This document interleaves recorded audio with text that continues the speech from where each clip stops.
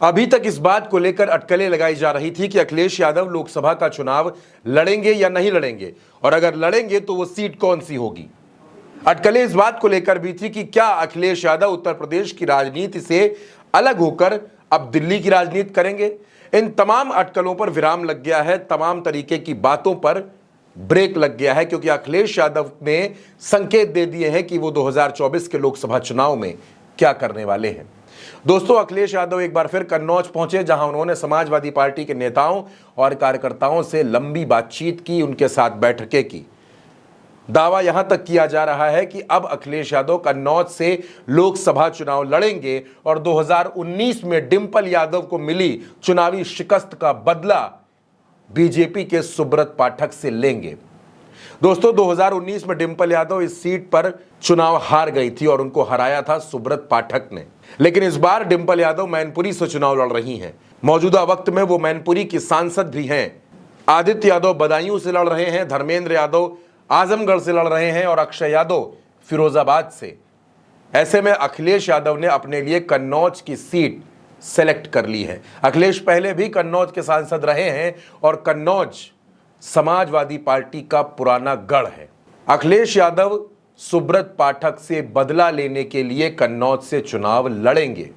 पिछले कुछ वक्त से अखिलेश यादव लगातार कन्नौज का दौरा कर रहे थे, कन्नौज के लोगों से मुलाकात कर रहे थे, लेकिन अब जिस तरीके से अखिलेश यादव समाजवादी पार्टी के पदाधिकारियों से, कार्यकर्ताओं से अलग अलग मिलकर मीटिंग कर रहे हैं, इससे संकेत साफ हैं कि कन्नौज से अखिलेश यादव लोकसभा का चुनाव लड़ने जा रहे हैं।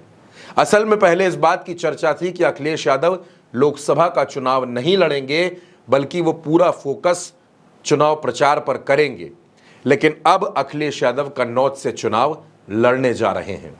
दोस्तों, अखिलेश यादव के कन्नौज से चुनाव लड़ने का फायदा समाजवादी पार्टी और इंडिया गठबंधन को कई सीटों पर मिलेगा, जिसमें फर्रुखाबाद की सीट है, जिसमें फिरोजाबाद की सीट है, एटा की सीट है, कानपुर है।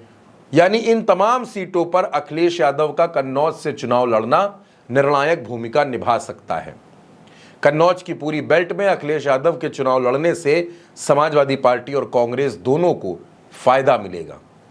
अगर अखिलेश यादव कन्नौज से लोकसभा चुनाव लड़ते हैं तो बीजेपी के लिए कन्नौज की सीट मुश्किल हो सकती है। 2019 में डिंपल यादव यहां से चुनाव हारी, लेकिन अब वक्त बदल चुका है, समीकरण बदल चुके हैं और 2024 के लोकसभा चुनाव में अखिलेश यादव कन्नौज से चुनाव लड़ने जा रहे हैं। इस बात के संकेत मिलने शुरू हो गए हैं। पहले चर्चा थी कि अखिलेश यादव आजमगढ़ से चुनाव लड़ेंगे, लेकिन आजमगढ़ की सीट पर अखिलेश यादव ने धर्मेंद्र यादव को टिकट दिया।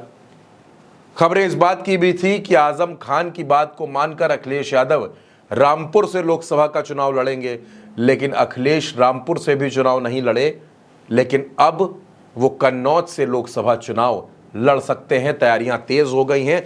खबर तो यहां तक है कि नामांकन की तारीख भी तय कर ली गई है कि अखिलेश यादव किस दिन नामांकन करेंगे।